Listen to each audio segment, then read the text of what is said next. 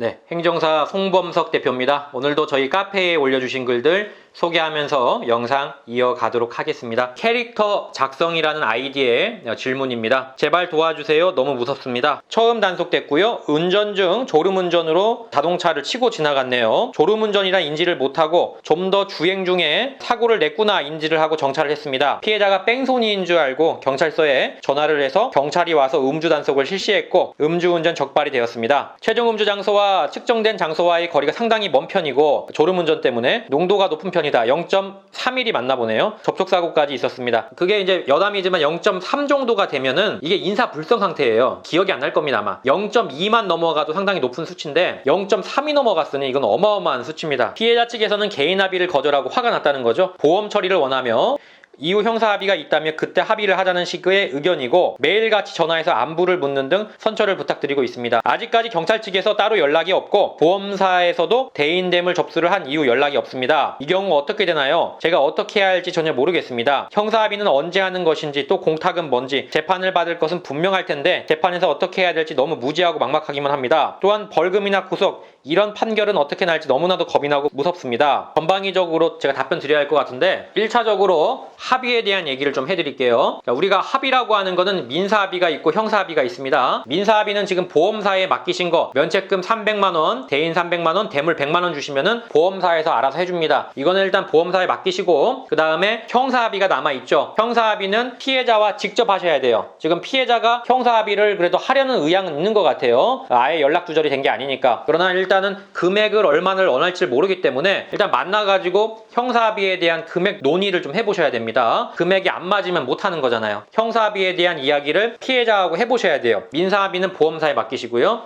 형사합의에 대한 어떤 합의가 도달점이 됐다면은 형사합의서를 쓰시고 그것을 경찰서나 검찰청 또는 형사법원에 제출하면은 상당한 선처를 받을 수가 있습니다. 그래서 지금 제일 중요한 거는 합의를 했느냐 못했느냐이기 때문에 무리를 하지 않는다면은 가급적 형사합의는 꼭 하시는 게 좋다. 물론 민사합의도 해줘야겠죠. 그래서 합의에 대한 부분들이 지금은 제일 중요할 것 같고 제가 볼 때는 지금 뺑소니 혐의가 들어갈 수도 있어요. 만약에 뺑소니 혐의까지 들어가게 된다면 특정범죄 가중처벌법까지 갈 수가 있습니다. 이렇게 되면 면허 5년 취소에 최소 집행유예 정도 나와요. 징역형에 대한 집행유예죠. 굉장히 이제 문제가 커질 수가 있기 때문에 앞서 말씀드린 대로 합의에 대한 부분을 좀 신경을 쓰시되 너무 무리는 하지 마시고 만약에 합의가 안 됐다 그러면 공탁 자체는 지금 거의 유명무실해요. 왜냐하면 피해자가 허락을 해줘야 공탁도 되는 거거든요. 피해자가 원하지 않으면 공탁도 못 받아요. 공탁에 너무 기대지 마시고 이런 경우에는 변호사 선임을 하실 수밖에 없어요. 형사 쪽 관련 변호사를 좀 선임하셔가지고 도움을 받으시는 게 좋을 것 같아요. 만약에 합의가 안 됐을 때 얘기예요. 변호사라도 선임하라는 겁니다. 합의가 안 됐다면. 물론 합의도 하고 변호사 선임까지 하면 좋아요. 다만 그럴 어떤 여력이 안 된다면은 일단 합의에 집중을 하시되 합의가 안 된다면 그때는 변호사 선임을 하셔라 이 얘기입니다. 자, 두 번째로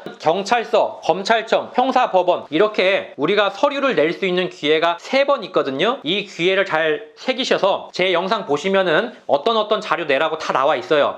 반성문이라든지 합의서, 피해자 탄원서, 각종 양형 자료들이 다 있으니까 그런 것들을 좀 보시고 최대한 준비해가지고 경찰서, 검찰청, 형사법원 이렇게 3번 기회가 있으니까 꼭 내시기를 바라고요. 제가 볼 때 이 사건이 벌금형으로 끝날 가능성은 정말 운이 좋은 경우 제외하고는 없다고 봐요. 그래서 일단은 구공판에 회부가 될 것 같습니다. 준비는 좀 하셔야 할 것 같습니다. 똑같이 말씀드리지만 합의에 대한 게 제일 중요하고 그게 안 되면 변호사까지 생각을 해봐라 이렇게 얘기를 했고요. 합의를 하든지 아니면 변호사를 선임하시면은 감옥까지 갈 정도는 아닌 것 같아요. 조금 돈이 좀 많이 들어가겠지만 멘탈 붙잡으시고 합의하시고 변호사 선임까지 생각을 하세요. 여기까지 현실적인 얘기를 제가 해드렸습니다. 도움이 되셨는지 모르겠네요. 자, 모두다 행정사 항상 열려 있습니다. 언제든지 저희 카페 게시판이나 유튜브 게시판에 질문 주시면 제가 최대한 빨리 답변 드리려고 노력하고 있습니다. 항상 구독과 좋아요는 많은 도움이 되기 때문에 꼭 좀 부탁드리도록 하겠습니다. 송범석 대표였습니다. 감사합니다.